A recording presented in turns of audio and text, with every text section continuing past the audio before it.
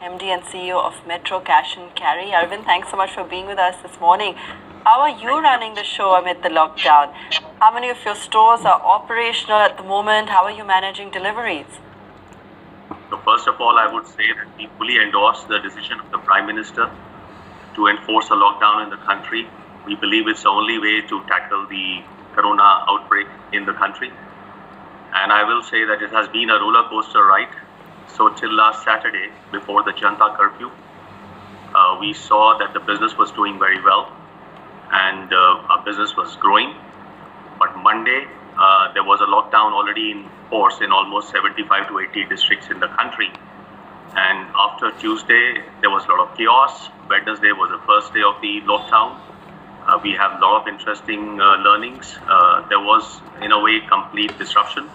But I must say that between yesterday and today, things have improved dramatically. And we are working very proactively with the government through industry bodies like FICCI, CII, Retail Association of India, to ensure that things get back to normal as soon as possible. At the same time, on behalf of all the retailers, wholesalers, I must say that we are committed to providing the citizens of this country all the essential food and grocery articles. So as of now, as we speak, we have 27 stores across 17 cities. All the stores are operational in some form or fashion. In some stores, we are only doing delivery. And in some stores, we have a combination of customers coming in and we are also doing delivery. And the experience has been quite different across states. So in the state of Karnataka, which is where our headquarters is, the experience has been extremely pleasant. Same has been the case in Telangana and Bengal. But there are some states where we are still working with the authorities to iron out the issues. So the biggest challenge I think all of us face, not just us, but all the other retailers, wholesalers, even e-commerce companies, is the attendance issue.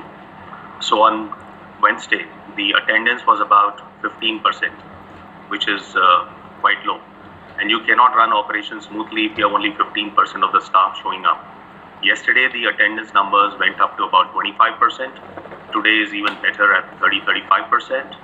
And there were two issues which were leading to poor attendance. One was, of course, the fear of catching coronavirus if people venture out of their homes. And secondly, the police was enforcing curfew in almost all the cities and all the states. And people are afraid of venturing out because of being harassed, fear of being harassed by the cops. But I know that they were doing their duty. And on Wednesday, we have had meetings with police commissioners of almost all the cities and states where we operate. They have extended their fullest support. And by and large, now all the problems have been sorted out. All the people have day passes so they can move around freely in the city. They can come to the stores without any apprehension. We have also talked yesterday with the Commerce Minister, Honorable Piyush Goyalji.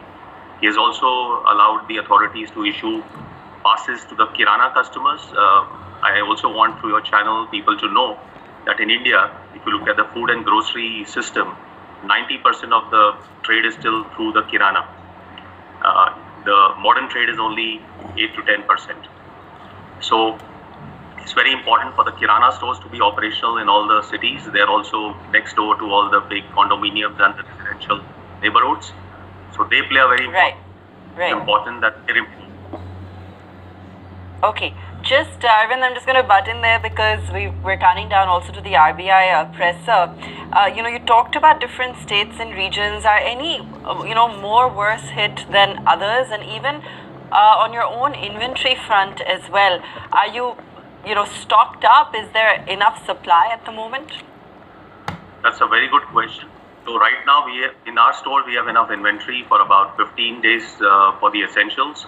But we are seeing certain articles where there is going to be a scarcity if the lockdown or the closing of borders is not reversed.